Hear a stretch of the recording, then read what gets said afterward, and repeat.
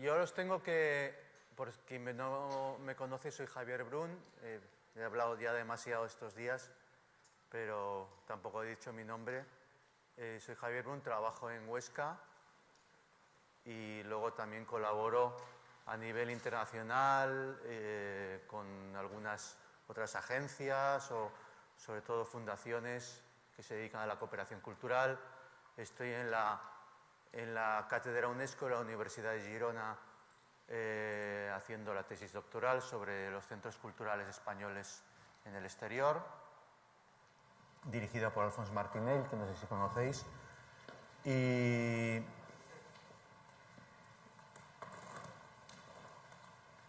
vale. Hay una cosa que a mí me preocupa, y es que el refranero español, y esto va por las traductoras para que sufran, el refranero español dice algo así como: dime de qué presumes y te diré de lo que careces, ¿no? O dicho en términos más coloquiales, las chicas yo no lo sé, pero los chicos, cuando íbamos al instituto, siempre teníamos un colega que decía que el día anterior había ligado con 4 o 5, que 2 días más tarde tenía así de novias. Entonces, yo uno una cosa con la otra y me doy cuenta, en aquel momento yo me lo creía todo, pero me doy cuenta que quien más presumía de eso precisamente era el que más carencia tenía de ello, ¿no? Esta tontería viene al hilo de que llevamos 2 días en el que cada 3 palabras, 2 y media son red. Entonces a mí me preocupa que tanto hablar de eso, es como lo del sexo, de tanto hablar no hacemos nada.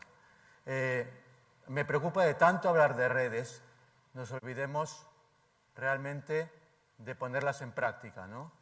No es que vayamos a hacer ahora una dinámica con las cuerdas como ayer y hagamos algo de danza contemporánea con esas cuerdas y formemos una telaraña, ni mucho menos. Pero sí me preocupa que no tengamos muy claro, primero, para qué necesitamos las redes, para qué son importantes, y luego a mí me preocupa muchísimo, o sea,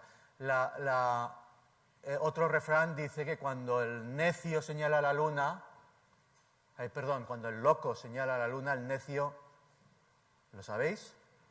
Mira el dedo, ¿no? Entonces, la red no es en sí lo importante.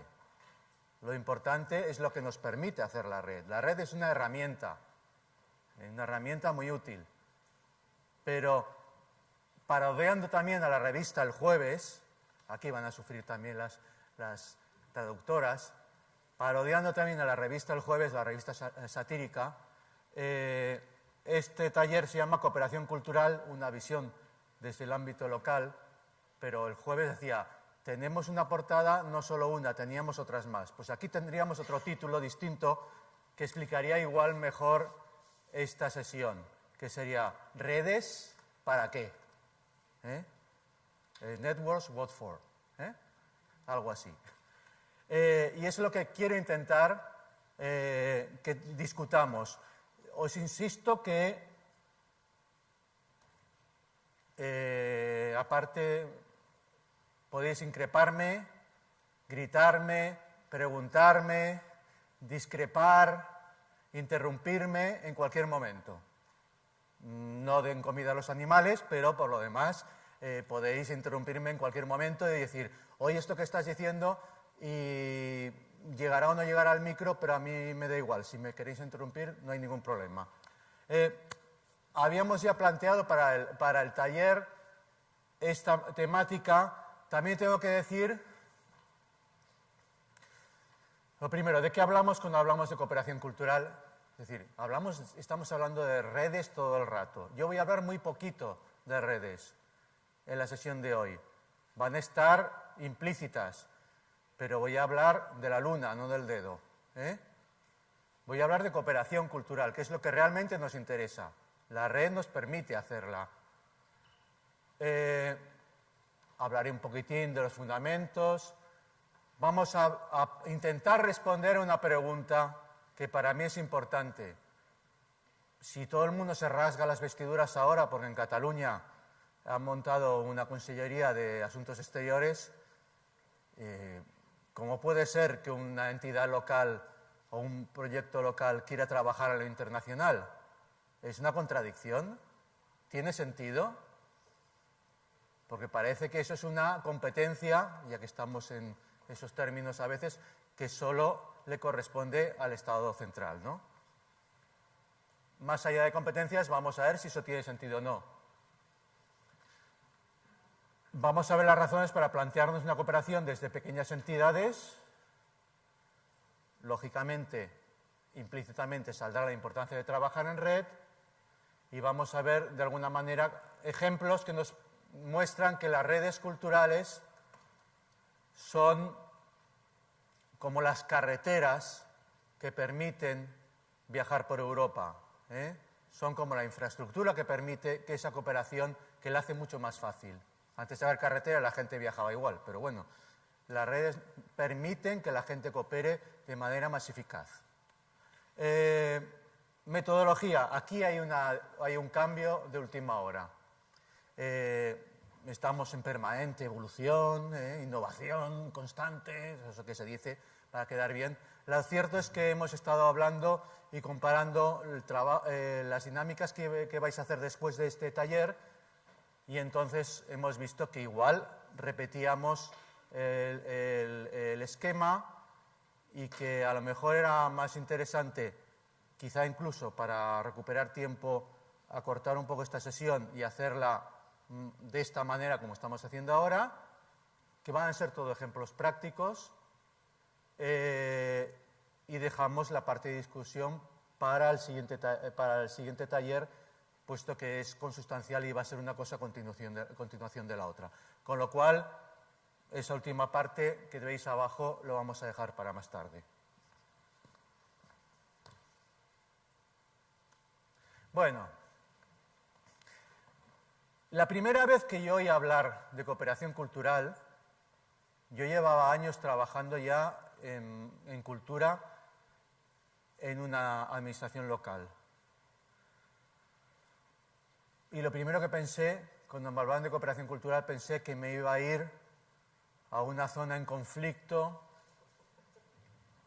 a hacer pozos y para llevar agua, o iba a ir a llevar vacunas. Incluso se me pasó por la cabeza eso, decir, vamos a vacunar artistas para que no se mueran. Eso debe ser la cooperación, porque es que de alguna manera la palabra cooperación me llevaba ya directamente a la cooperación del desarrollo. Vamos a ver. Hablamos de cooperación cultural y existe cooperación cultural a muchos niveles. Y cooperación cultural puede tener diferentes finalidades. Cuando hablamos también de cooperación cultural en estos momentos, sin el chiste que acabo de hacer hace un momento, parece que siempre nos estamos hablando de un contexto internacional. Esa es la más visible, la que siempre se le pone esa etiqueta, pero realmente la cooperación se puede hacer a todos los niveles, internacional, regional, local. Ahí he puesto otro ejemplo que tiene un poco más que ver con lo que decía ahora al principio, que es la estrategia de cultura y desarrollo que desarrolló, valga la redundancia, que puso en marcha la Agencia Española de Cooperación Internacional, ¿no? Mediante el cual, utilizando la cultura, favorecía el desarrollo integral de algunos países en vías de, ¿no? Lo que es importante es que, y esto entronca con algo que creo que es cierto, a los que somos gestores durante muchos años, a los artistas os han enseñado técnica, composición, color, lo que sea, dicción, movimiento, coreografía, interpretación, armonía, lo que sea, la disciplina que sea, las cosas que tengan que ver, las técnicas que tienen que ver con vuestra disciplina. A los gestores nos enseñaron, sobre todo en un principio, según de la escuela que fuéramos, nos hablaron de políticas, pero sobre todo nos exigieron desde un principio en nuestro puesto de trabajo que supiéramos manejar recursos humanos, si es que teníamos una cierta responsabilidad, que supiéramos manejar bien un presupuesto, que supiéramos programar espectáculos o actividades o montar exposiciones, es decir, cosas también prácticas, o sea, a ser eficaces y eficientes, ¿no? Pero, de algún modo, y como se lamentaba un poco Sandy antes y alguna compañera también lo decía, a vivir aislados, a manejar nuestros propios recursos y a optimizarlos de alguna manera. Pues bien, con el paso del tiempo, la figura que ha emergido no es tanta la del gestor que sabe manejar bien sus hojas de cálculo, que también, que eso no lo podemos olvidar, sino pasamos de una figura netamente masculina, por la simbología que tiene en este caso el género, netamente masculina y que es muy eficaz o muy eficiente, o se supone que tiene que serlo, a una figura más femenina y que tiene que ver con el establecer relaciones, hacer negociaciones, estar en contacto, estar en pleno diálogo con el exterior. Digo que es más femenina porque todo el mundo sabe la historia esa de quien va a la escuela, el padre que va a la escuela llevando a los niños y no se entera de un carajo de cuándo son las cosas porque va, los lleva y se vuelve. Sin embargo, las madres se enteran absolutamente de todo porque comunican entre ellas y se pasa la información. Pues bueno, es un tópico decir que esos son valores femeninos o masculinos, pero en cierto modo se identifican con esos géneros. Es decir, por resumir, prácticamente todo lo que se va a hacer en cultura en el futuro va a ser cooperación, porque es impensable estar solo en el mundo. Antes podíamos, ahora es imposible.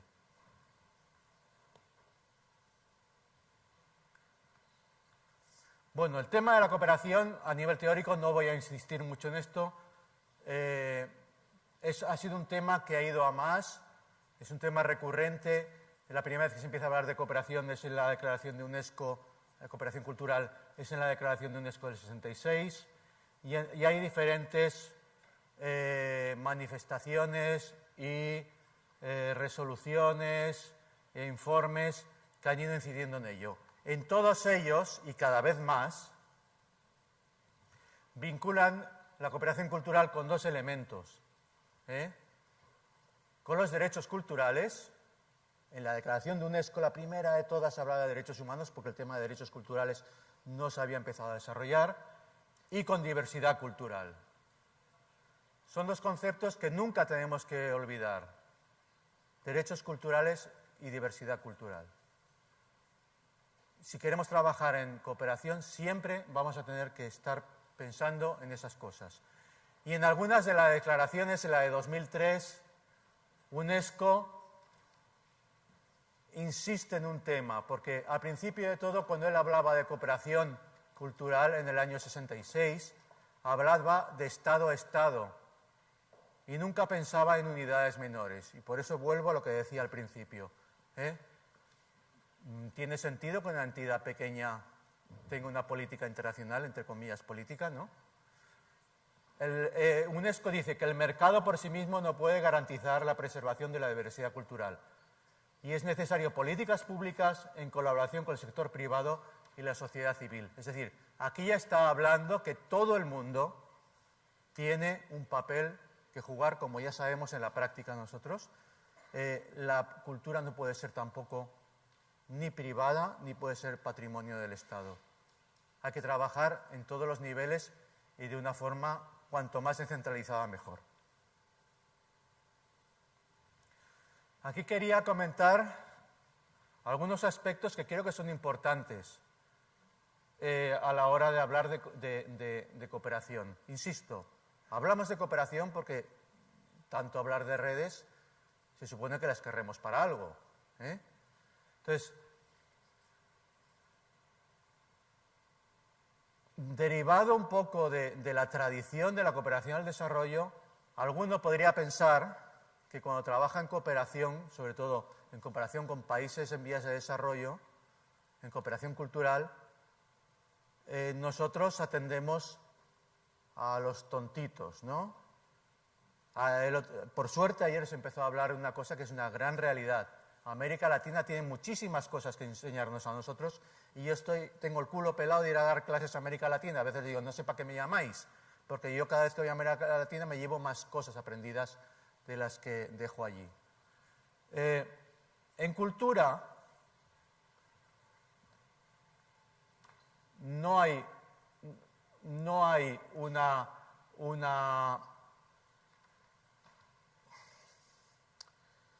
degradación. Todas las culturas tienen un mismo valor, con lo cual no podemos decir, como en términos económicos, que una economía fuerte ayuda a una economía débil, sino que en cultura estamos trabajando de tú a tú, de igual a igual, independientemente de los valores, del poderío económico o del desarrollo industrial y a todos los niveles que tenga otro país u otra región. Cooperación cultural es un trabajo conjunto. Luego veremos algunas cosas. Tenemos que olvidarnos de que trabajamos con nuestro proyecto, mi proyecto. Mi proyecto sirve para trabajar yo solo.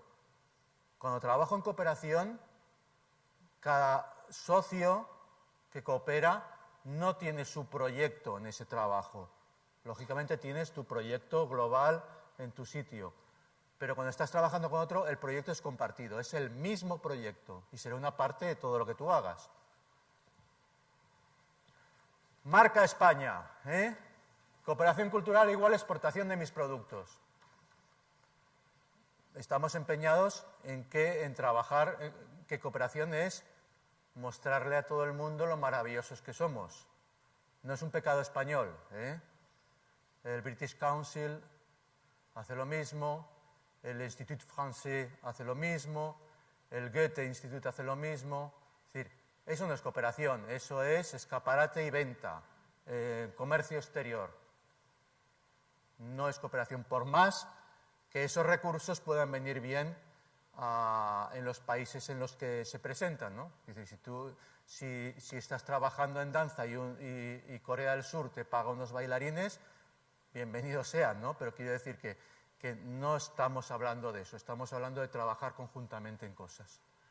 Y lo que os comentaba antes, la cooperación cultural siempre conlleva un proyecto compartido, un proyecto único. Antes se trabajaba así, después de la guerra, digamos. En la guerra se daban de hostias. Después de la guerra la cosa funcionaba así. Llegan a un acuerdo entre gobiernos y si tú eres una entidad francesa, por ejemplo, y quieres hacer algo en Italia, vas al ministerio. Oiga, que querría hacer algo en Italia. Pues mire, tenemos un acuerdo entre gobiernos. Vale, pues ya se lo comunicaré al ministerio italiano. El ministerio italiano llamaba y dice, oye, que aquí hay una orquesta francesa que quiere venir a Italia. ¿Dónde la mandamos? Ah, pues la podemos mandar a la Puglia. Y dice, pues vale, mandamos una orquesta a la Puglia. Los de la Puglia nunca habían pedido una orquesta francesa para nada, que era una cosa totalmente artificial. Y había que, si querías tú trabajar en lo internacional, ya podías hacer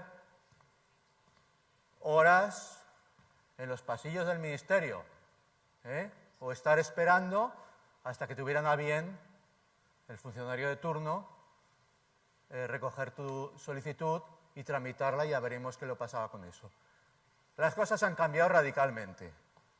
Para empezar, sí que existe cooperación bilateral, se hace de otra manera, pero en muchos casos lo más frecuente es que, aquí he puesto estos ejemplos de países como podríamos poner cualquier otro, y pongo países y en realidad no son países, estamos hablando de pequeños proyectos en diferentes realidades territoriales, que cada uno tiene una dimensión y que parte de lo que hacen lo hacen en común con otros, de otros lugares.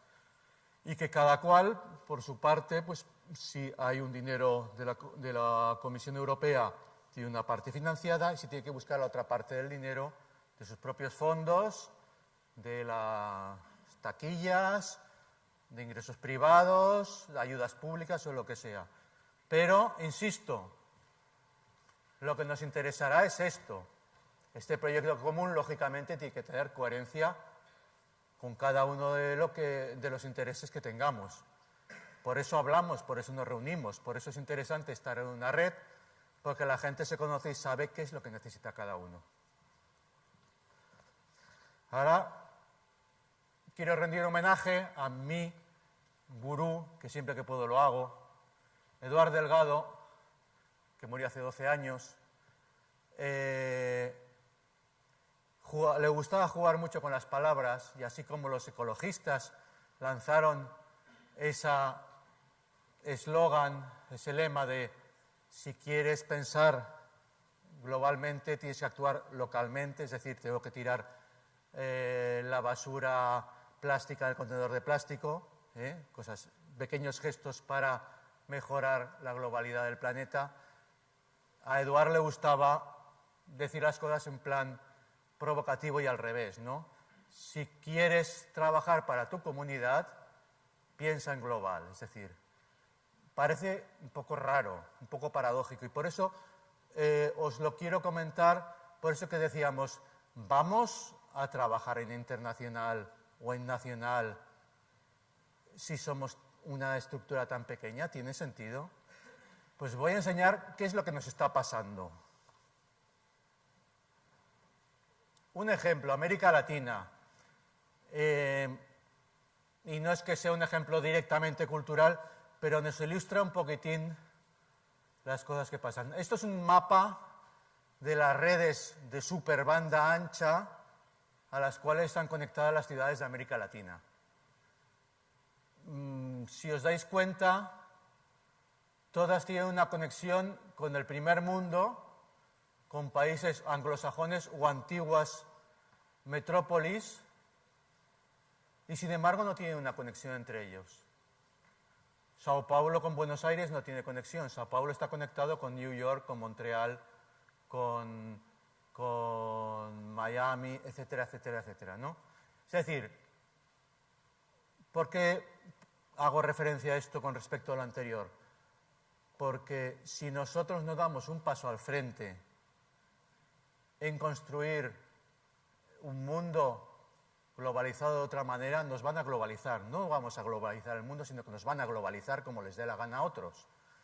Y esto también es una batalla, una batalla entre los que gozan de movilidad y los que no tienen movilidad. Los privilegiados a nivel mundial son los que están por todos lados. Y los pobres a nivel mundial son los que viven en lo local y no pueden moverse de lo local. Esas son las dos clases sociales mundiales nuevas. Porque realmente esta imagen que teníamos anteriormente de la geografía, de que el mundo era una especie de rompecabezas, de puzzle, donde un país empezaba donde acaba el otro y todo se reflejaba de esta manera, eso ha cambiado.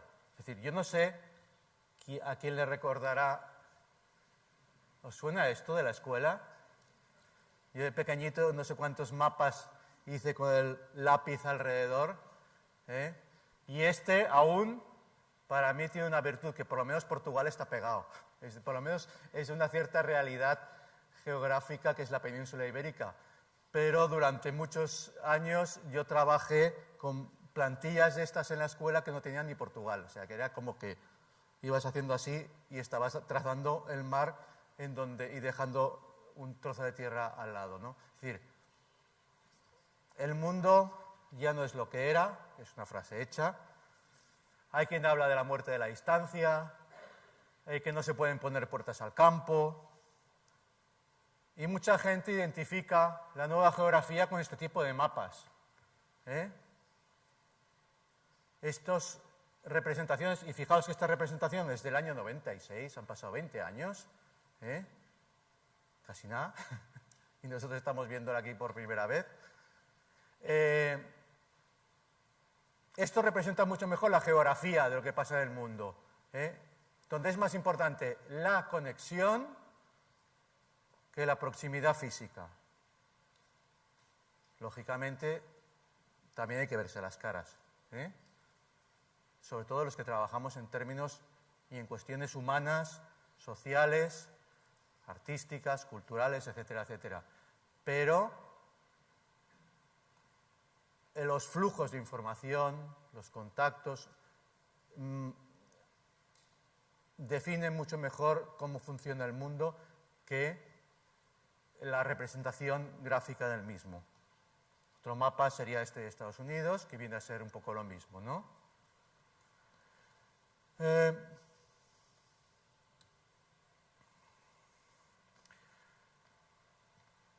Si os fijáis, estos dos últimos mapas tienen todos forma de red, porque la red, como dice Manuel Castells, que además creo que es murciano, ¿verdad? El sociólogo Castells, ¿no nació en Murcia? Oh, que tenéis que leerlo. Es para una eminencia que tenemos a nivel mundial, y encima que creo que es de Murcia, deberíais leerlo. ¿O de Albacete? Bueno, pues, primo hermano. Pues,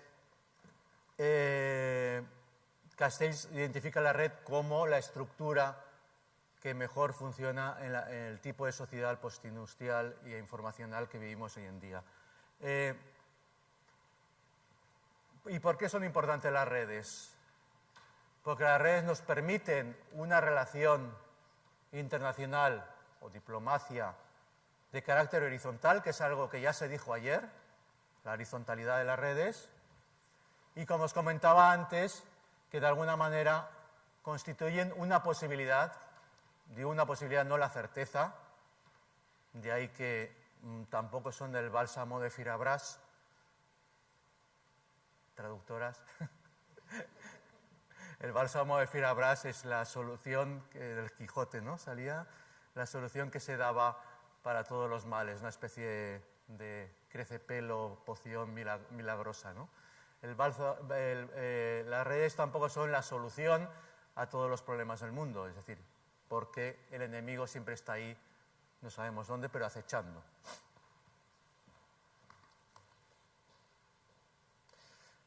Y aquí viene una pequeña aclaración que quería hacer, y un poco lo comentaba antes cuando la sesión de Sandy.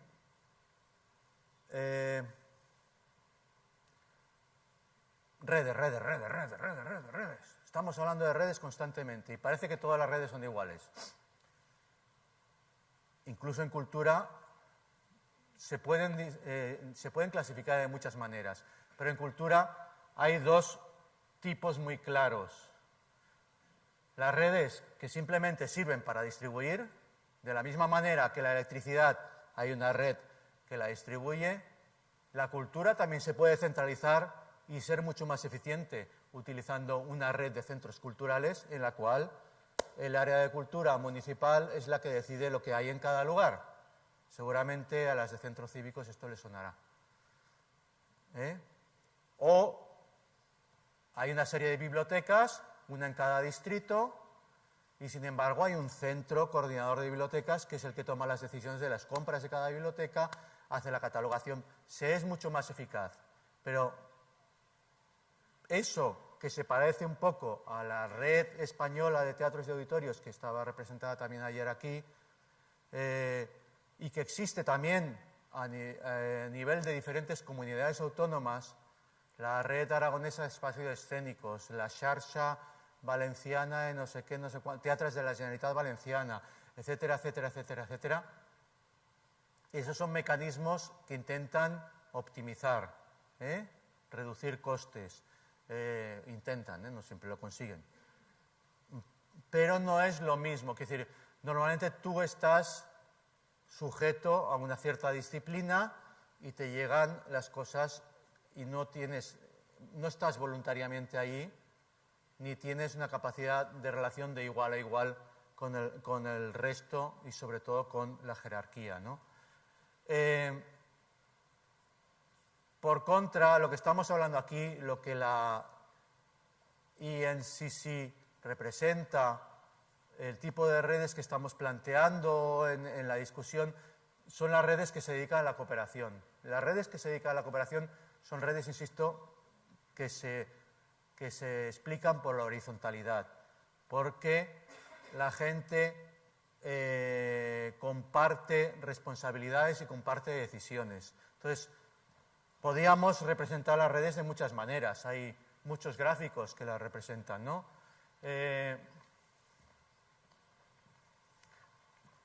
Esta parecería muy horizontal, pero esto es un caos a la hora de gestionar la información.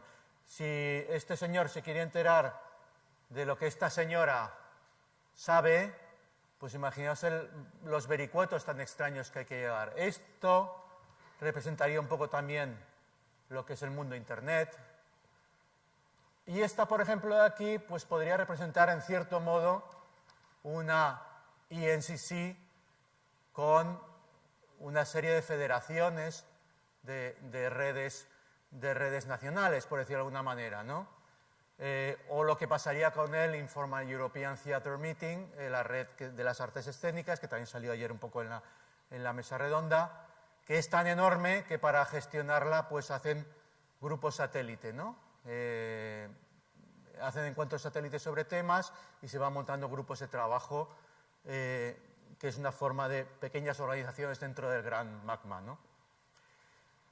Y de alguna manera esta red sería el ejemplo más habitual, esa estructura sería el ejemplo más habitual de una red de cooperación con un centro, que ese centro no es el que manda, cuidado, que no hay que olvidarse, es un centro que se dedica a catalizar, a acelerar los flujos de información, a facilitar la relación entre unos y otros, a que sea más fácil un encuentro como este, a que se entere todo el mundo de una convocatoria, todo ese tipo de cosas. Hay otros ejemplos, pero por decirlo de alguna manera, esta de aquí y esta de aquí vienen siendo la misma y sería, por ejemplo, una red en la que el centro de la red es el que decide.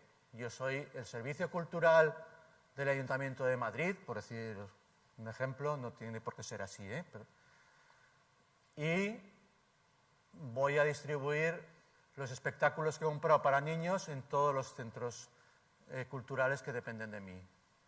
Tal día te toca a ti, tal día te toca a mí.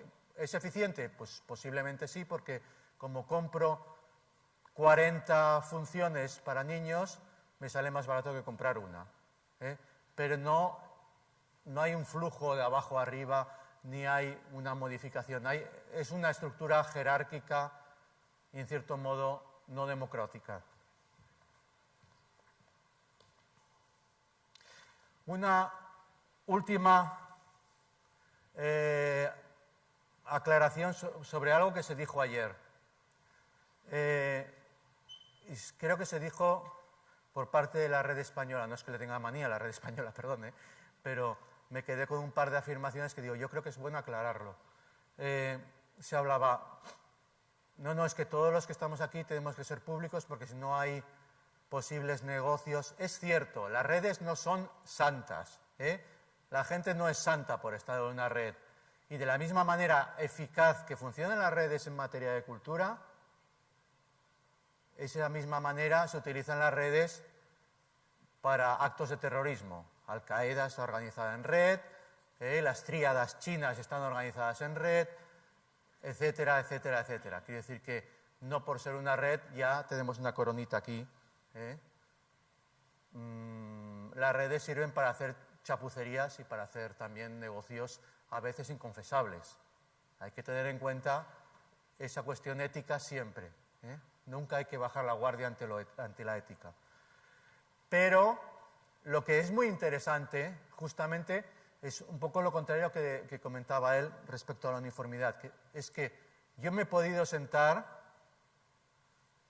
técnico de cultura, jefe de servicio de un ayuntamiento de una ciudad de 50.000 habitantes, me he podido sentar con ministros de cultura en una misma mesa, de tú a tú, sin ningún problema. Ministros de cultura no españoles, porque claro, no me voy a juntar con la plebe, aparte que no tenemos, quiero decir, en estos momentos. Pero nada impide que haya el político de una región que esté trabajando en la misma red con un artista, si tienen un interés común, y esa asimetría es sumamente enriquecedora y sumamente interesante, y yo creo que motiva mucho a la gente, tanto a los que están en la escala del poder muy abajo, porque pueden a veces dialogar con gente que tiene capacidad de decisión, como para la gente que está con capacidad de decisión, porque pueden palpar lo que está pasando a otros niveles, ¿no? Y esa diversidad, no solo de culturas, sino ni de métodos de trabajo, que también, sino esas asimetrías en nivel de poder son muy interesantes. A diferencia de otras estructuras que son más rígidas, las federaciones, todo ese tipo de cosas que ya existían previamente, que se parecen mucho a las redes, esa flexibilidad no la tienen tanto. Bueno, y ahora sí que voy a intentar ser un poco más ameno, no hablar tanto, y os voy a hablar un poco de mi vida, entre comillas, o de mi libro, como se suele decir.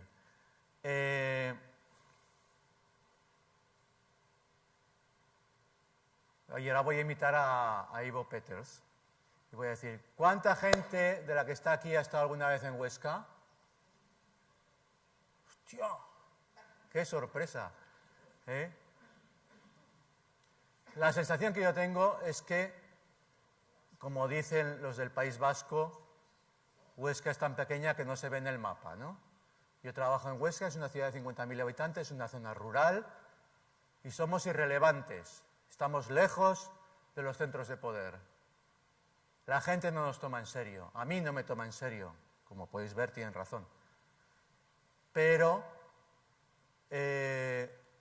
porque todo el mundo piensa que de lugares pequeños no se pueden hacer cosas interesantes. Siempre tienen que ser de lugares que estén santificados por algún tipo de prestigio que lo da el tamaño o lo da el poderío económico o lo da yo qué sé qué, ¿no?